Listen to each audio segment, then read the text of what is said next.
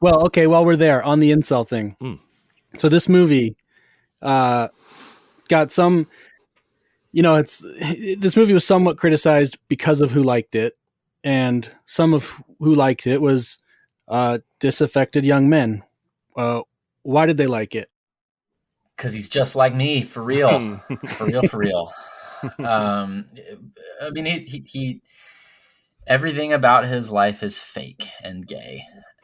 Joy is pornography, but she's like really good pornography. She's like if you could get the whole, like, all of your emotional and physical needs commoditized and sold to you. Um, Particularly Anna de Armas, I think, is sort of essential to that equation. Mm-hmm. Um, and you get to have this parasocial relationship with her, but so does everybody. So she's OnlyFans. She's not pornography. She's She's an OnlyFans. e-girl. Yeah, she's an e-girl, and but she's like a super good e-girl. Like, it's e-girl technology has advanced like well beyond anything we can presently manage in 2022. So there's that. There's piss earth kind of thing Mm-hmm. where nothing's living, nothing's growing. The the one real woman that he meets is a prostitute. Um, every door is closed to him. Yeah. There's no, like, so one of the things I noticed when I was rewatching is he's always LARPing when he's talking to Joy, right? You can it's great because Ryan Gosling starts acting. He starts reading lines Hmm. while he's talking to Joy. He says, "Honey, you can go anywhere you want in the world now." And he's like emoting in a way that he never emotes when he's actually talking. Because he's playing this role. He's trying to, like, uh, use the product in that way. And you can go anywhere in the world now, but there's nowhere to go. Like, the whole planet is like that. And so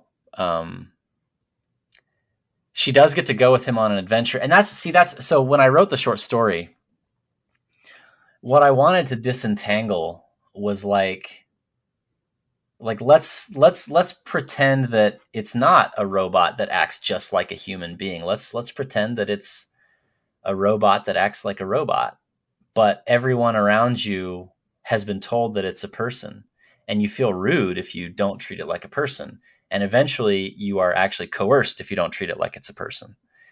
And what are the consequences of that? And like, so the way the protagonist gets in trouble is she hears a replicant or a synthetic talking in class, answering a question, and she's just reciting like the Google Knowledge Panel results, but there's like a problem with the formatting, and she starts listing every letter of a URL and running on.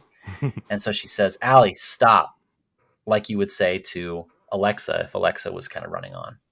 And that, of course, is a huge faux pas because she's sort of giving this command to Allie like she's an appliance, which she is.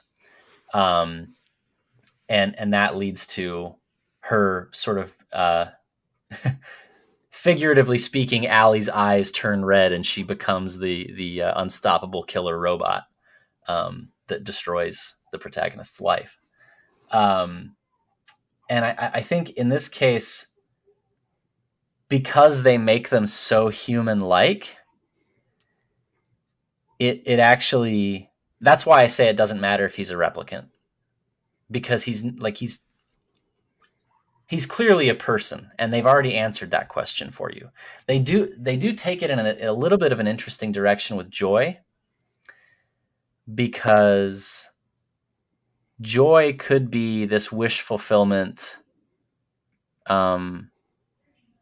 sort of machine that will always do exactly everything that you want, which in some ways is sort of the trad guy's dream of a woman, right? Is she just does whatever. But then you can hear kind of his disappointment when he says, like, you don't have to say that. Like, Hmm. don't do that. And maybe that's a robot thing, But maybe some of you have also dated women who are everything that you want them to be all the time, and you don't feel like you know who they really are. And so there's a again, these are both believably human characters, and if you want to make them robots, you have to really kind of contort your definitions. Um, in the case of, I mean, you know, well, anyway, yeah, that's my take on that. Um, yeah, as to K, or as to why we'll say disaffected young men might identify with K. We also can't overlook that um, he reports to like this ball busting girl boss. And I mean, just we'll just do an N of three right here. But like, how like over 50% of my working life, I've been managed by women. Mhm, Like, mhm, what about you guys? mhm. Um, I think it is 50%. I think it's about half the time. Oh, well, I work in I'm in education, so I'm a teacher actually. Okay. 100%. I'm okay doxing myself there, but I'm a teacher, and so I live in the world of women. I work with them Okay. constantly. I'm constantly surrounded by them, so I can very much understand the. Well, I'll just stop right there, I guess. But I totally get it.